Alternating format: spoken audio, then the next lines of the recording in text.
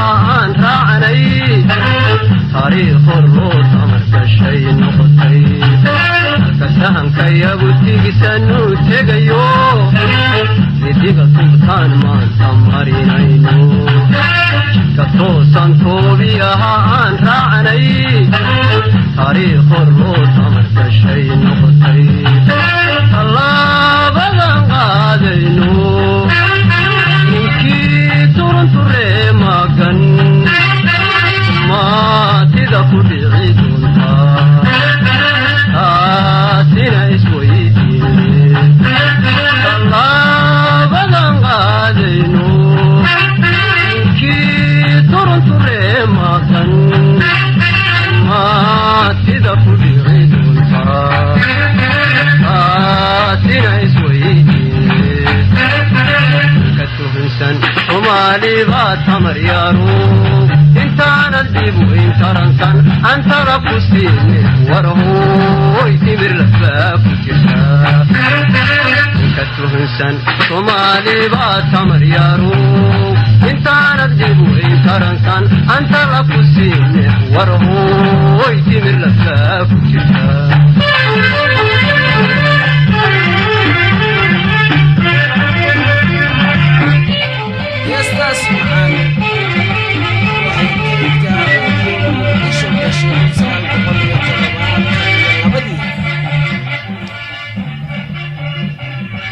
kulanti wanaagsan dhageystayaal ku soo dhawaada idaacadda Soomaali Iswiis Lora oo idinkaga timaada maalin ka soo qameeysa magaalada tan Zurich maanta bishu waa 2024 bishii 3 2014 waxaan ku soo qaran doono waxa kamid ah joornaalada Swiiska waxyaabihii ay qoreen iyo barnaamij weyn oo maalintii sabtidii ka dhacay magaalada tan Zurich oo asigana aan idin faafahin doono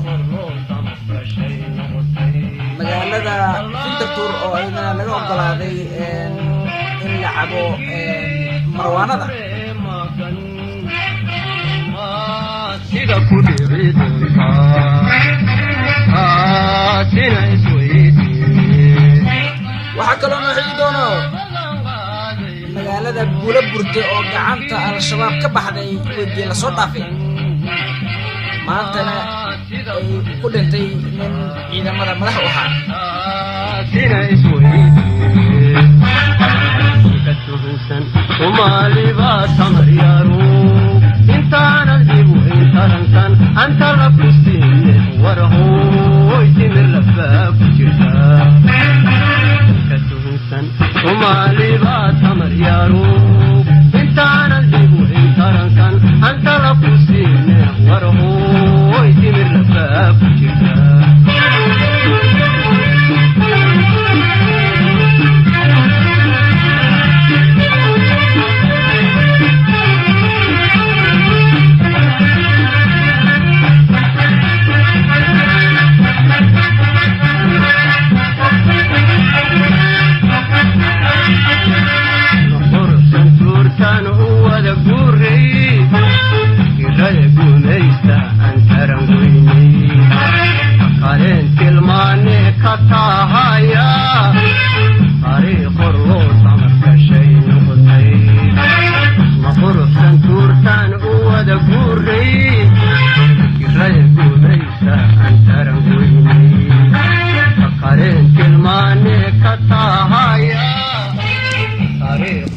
waxaan ku bilaabeynaa waxyaabihii ay qoreen joornaalada Switzerland barnaamij weyn ayaa wuxuu ka dhacay magaalada tan Zurich barnaamijkaas ay ka soo qayb galeen dad ka badan 2,000 oo qof barnaamijkaas ayaa waxa hadal ka jeediyay dadka barnaamijka soo awolay ay ku jiraan ururo kala duwan oo aan dawli ahayn nin barnaamijyada u hadlayay ayaa wuxuu yiri sida tan Personne ne peut choisir son lieu de naissance. Celui qui est né dans un pays riche n'a rien pour se privilégier. Aamusa maanta waa maalin weyn oo aan ka soo horjeedno dhibaatada lagu hayay dadka qaxootiga. Si verbod aussuchen. qofna qof uma raadi karo meesha uu degayo qofna qof uma raadi karo meesha uu ku noolaanayo sidaas darteed waxaanu doonaynaa in qof walba uu ku noolaado meesha uu rabo. C'est-à-dire ceux qui n'ont pas accès à la sécurité et la liberté doivent obtenir cet accès. Celui qui veut rester en Europe devrait être en mesure de rester. Pour cela, nous nous battons. dadkan faraha badan oo aad u jeedaan waxay ka soo horjeedaan cunsuriyadda. Wer keinen Zugang hat zu Sicherheit und Freiheit soll Zugang bekommen. qof kasta waa inuu helaa xorriyad iyo macnaha xorriyad iyo sikhirayd waxaa loo yaqaano xorriyad qof walba waa inuu helaa iyo meel uu jiifto iyo meel uu ku noolaado. saasna waxaa yidhi nin ka tirsan Library Zurich oo la yidhahdo Marco. Nous combattons la politique raciste et capitaliste de la forteresse Europe et surtout en Suisse en particulier. Beaucoup d'entre nous sont tués sur le voyage. Ici, la police nous contrôle et nous arrête partout dans le bus et dans le tram. Wir bekämpfen die rassistische und kapitalistische Politik der Westeuropa iyo und dadka des der Schweiz. dhaqaalaha ka samaysto waxyaabaha qaabka daran Werden auf der Reise sida cunsuriyadda. getötet. Und hier verfolgt sie die Polizei und kontrolliert und verhaftet sie an waxaan ka soo horjeednaa dadka waddooyinka lagu kontrolayo oo madowga ah amase cadaan bale laakiin looga shakiyo dadka qaxootiga Dans la inay Suisse qaxootiyiin. riche, il y a 5 ans, un mouvement est né. Nous, les réfugiés, qui n'ont pas le droit de travailler, nous avons deux avantages en avantage. Nous avons commencé à occuper des églises, plus des maisons vides, plus des lieux publics, plus des institutions. In der reichen Schweiz entstand vor 5 Jahren eine Bewegung. Flüchtlinge, die nicht arbeiten dürfen, haben ihren Nachteil zum Vorteil gemacht. Sie begannen, Kirchen zu besetzen, dann leere Häuser, dann öffentliche Plätze, dann... dadka lacagta haysto oo Switzerland waxay macnaha ku adeeganayaan dadkan lacagta haysan oo aad u maskiinta. Sans accès à l'éducation et la consommation. Nous avons à utiliser sidaas darteed waxaan ka soo horjeednaa codayntii dhacday maalintii la soo dhaafay oo sous la forme d'occupation codayntii permanente. dhacday bishii la soo dhaafay 9-keedii. Ohne Arbeit oder Geld oder Zugang zu Bildung und Konsumleben lacag la'aan iyo shaqo la'aan iyo hooy la'aan sidee bay qof u noolaan karaa soo ku heli karaa si uu isku difaaco. qofku waa inuu helaa meel uu ku noolaado iyo jiif iyo cunto waa inuu helaa iyo xornimo. pour faire revivre un mouvement autogéré de grève. kuwaasna waxay ahayd banaanbaxyadii ka dhacay magaalada Tansuuriq ay ka soo qayb galeen dad 2,000 oo qof ka badan ay ka soo qayb galeen dadkaasoo isaga kala yimiday waddankan Switzerland oo dhan gaar ahaan magaalada Tansuuriq. dadkaasoo lagu soo maray meelo kala duwan. Wir wollen die selbstorganisierte Streikbewegung neu beleben. haddii aanu nahay Library waxaanu rabnaa dadku dhan inay noolaadaan inay qof walba meesha rabo ku noolaado. Keine Mensch ist illegal. qof sharci darro ma jiro. halkaasina aan uga gudubno banaanbixii ka dhacay magaalada Tansuuriq sabtidii la soo dhaafay.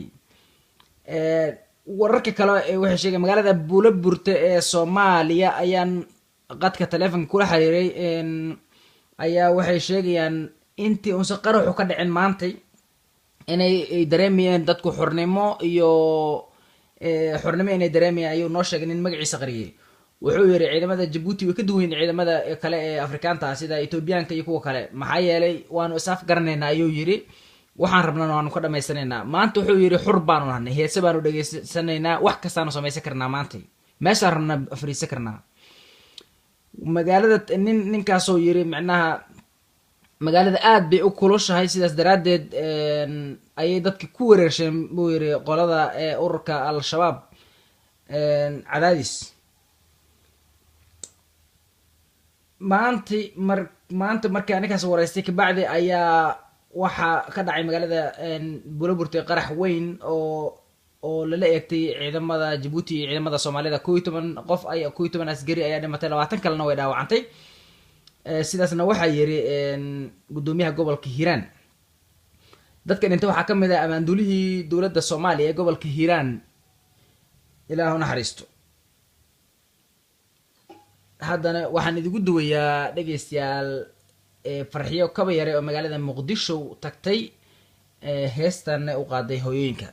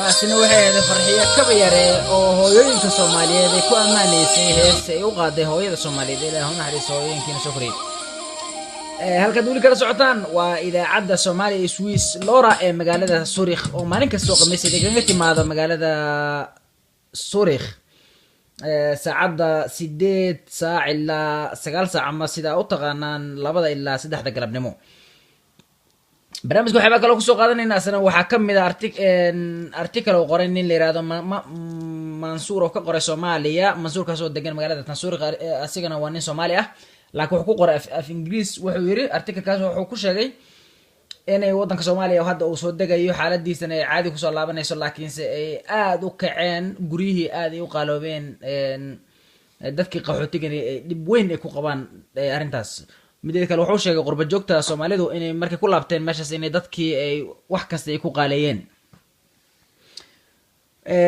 wuxuu yiri dhinac markii laga fiirsho way soo wanaagsananaysaa Soomaaliya way ka soo roonanaysaa markii sidii hore loo eego laakiin se dhinacna markii laga eego aad bay macnaha ay dadka qaxootiga meesha degan ay u dhibtay arinta ku soo laabatay Soomaaliya oo amniga Soomaaliya ku soo laabanayo meesna oo guduna mansi article-kii uu ka qoray Soomaaliya waxa kale oo barnaamij soo qaadanayna Winterthur xaafad ka tirsan magaalada tan Zurich gobolka Zurich Winterthur ayaa waxa laga ansixiyay markii ugu horeysay marwaanada in laga isticmaali karo meeshaas golaha deegaanka ee Winterthur ayaa waxa la yiri waa in la ansixiyaa barnaamijkaas marwaanada in la cabi karaayo marwaanada hore looga ansixiyay gobolo kamid ah wadanka America oo dadkaas oo sheegay inay u roon tahay dadka maskaxda ka wareersan inay u roon tahay hadii cabaan ay ku roonanayaan waa sida ay sheegeen waa sida hadal ku dhigeen marka waxa kale oo ayagana kamid ah waxyaabaha aanu soo qaado doono heesta tan aanoo socoto farxiyo kaba yare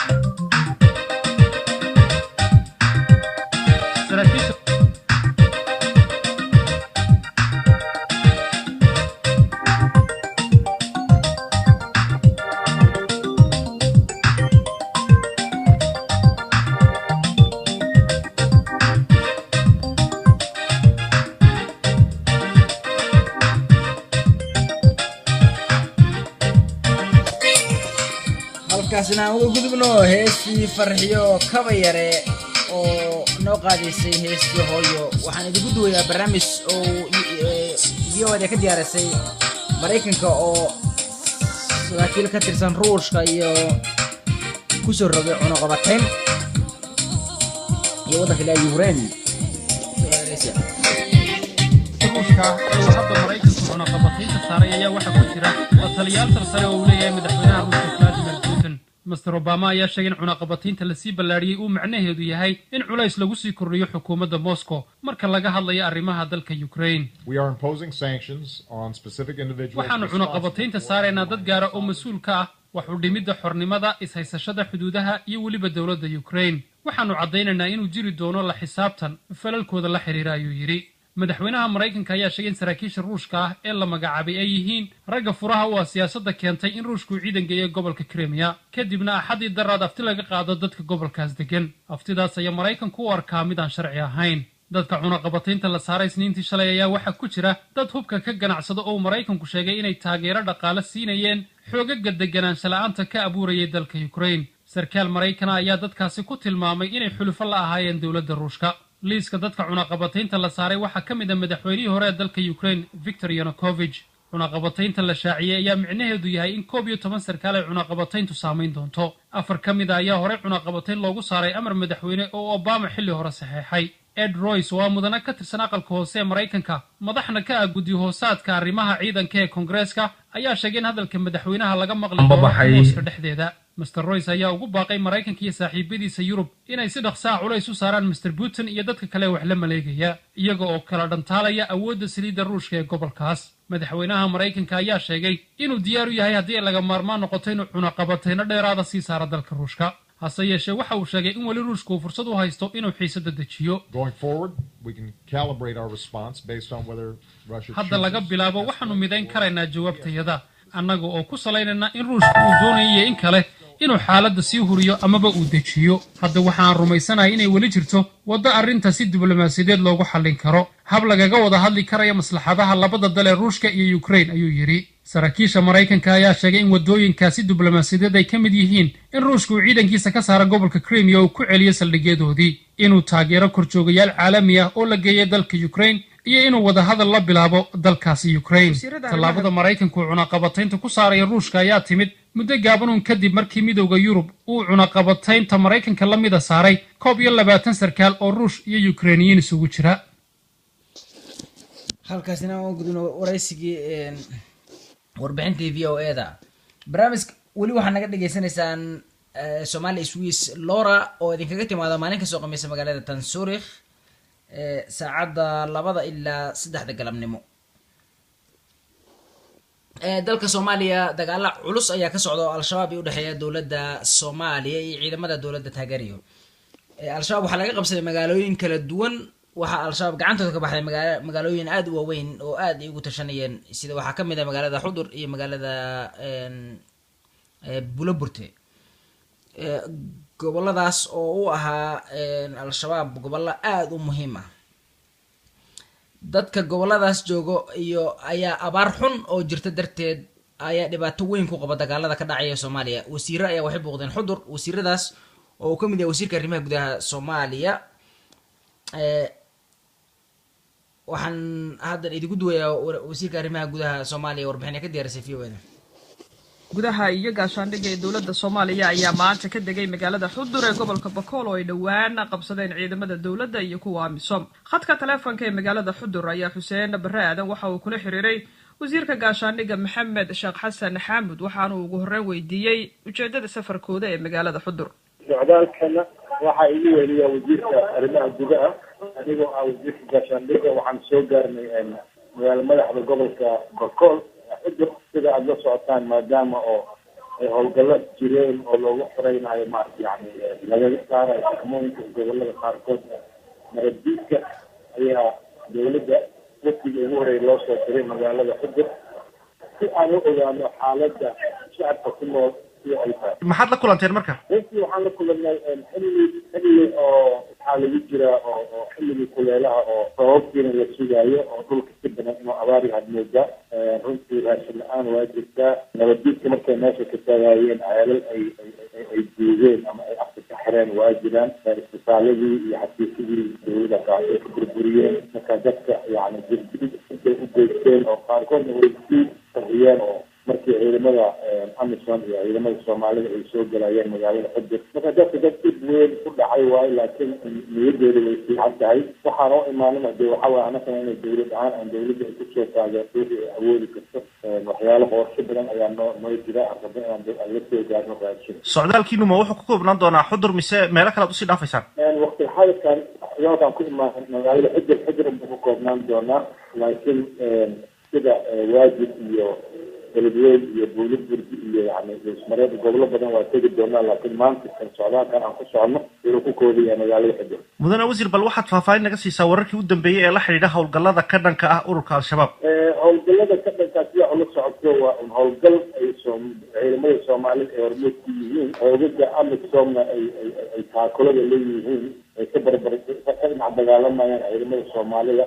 waana qorsho ciidan oo horey u socday waayo iyo meel fiicanna waa maraya. maalinba un meeshii loogu talagalay ciidan ahaan ayunbaa la qabanaya hadii ilaahay.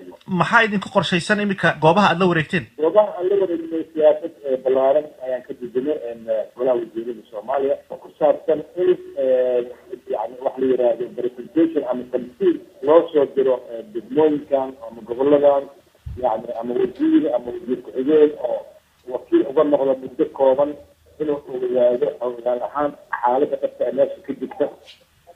waxaa kaloo jira barnaamijka xasilinta oo ay wasaaradda arrimaha gudaha hormuud ka tahay oo la rabo in lagu soo nooleeyo xafiisyadii maamulka, booliiskii, nabadsugadii, maxkamadii, ciidankii asluubta, kaalshirihii, caafimaadkii iyo iskoolkii iyo ceelashii intaba. waa barnaamij balaaran waaye. waxaa hormuud loogu ah wasaaradda arrimaha gudaha. wasaarado kalena way la qeybsanayaan. xaaladda ciidamada iminka waa sidee? xaaladda ciidanka waa fiican yihiin. niyadooda waa dhisan tahay. tababarkooda wuu fiicnaa. waa ciidankan kulli aan maanta xudur uga imaanay waa ciidankii sanadkii hore la tababaray kadib markii ayagoo weli diyaargaroobin ay xooga nabaddiidka ay soo galeen ka baxay oo dhinacaas ceel berbe iyo yeed dhinacaas ka baxay. marka runtii haddana rawaal celin isku sameeyey sanad kadib oo runtii moralkood aad u dhisan yahay waayo laakiin waa daro kasaada ciidan oo dawladiisa runtii dawladii aad ka lidataa dhaqaale ahaan.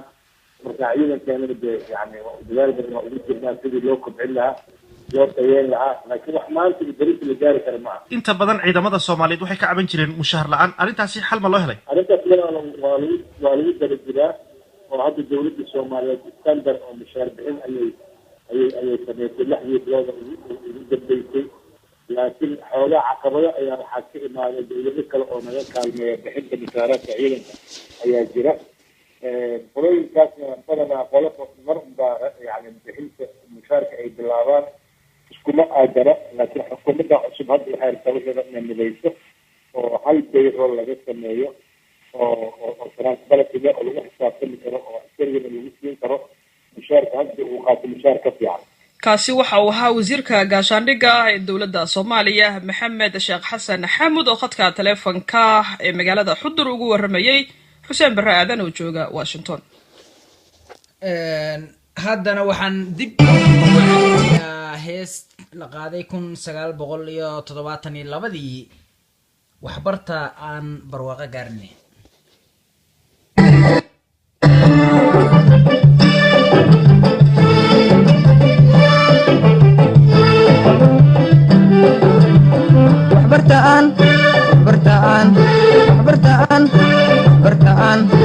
برتان برواقة قارني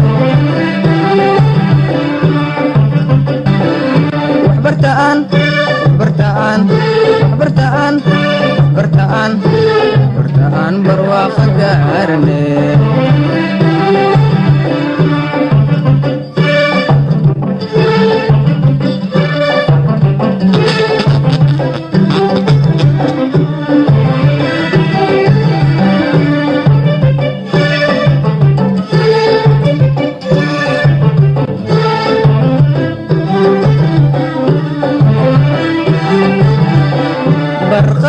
ninkii baar fariisto beeniyo sheeka baafinayo barqadii ninkii baar fariisto beeniyo sheeka baafinayo gaajiyo bakhtiyo basaasto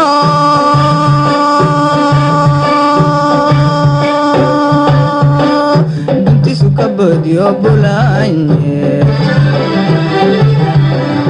gaajiyo bakhtiyo basaasto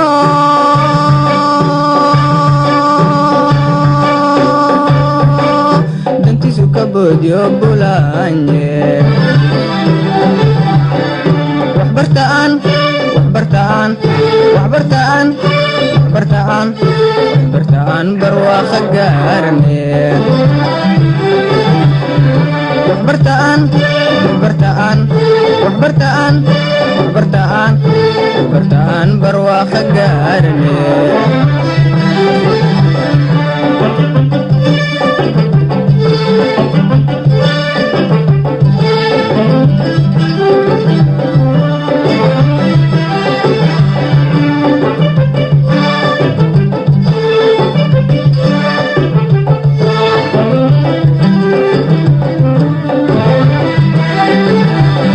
beertuu isticmaalka beeray bakshiishkiyo bahabahaysku beertuu isticmaalka beeray bakshiishkiyo bahabahaysku qabiilka la buufinayo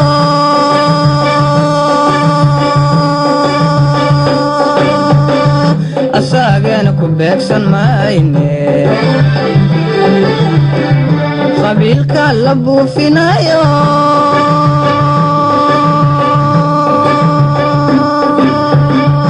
asaagan ku beegsan mayne waxbartaan waxbartaan waxbartaan waxbartaan waxbartaan barwaaqo gaarne waxbartaan waxbartaan waxbartaan waxbartaan waxbartaan barwaaqo gaarne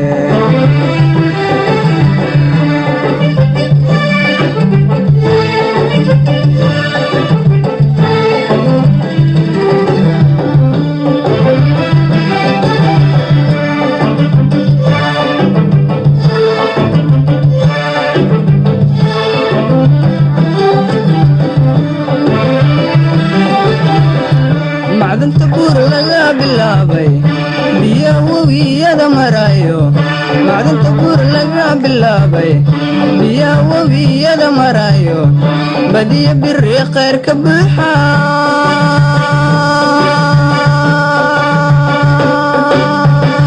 rag soo bixiyey rabaane badiyo biri khayr ka buuxa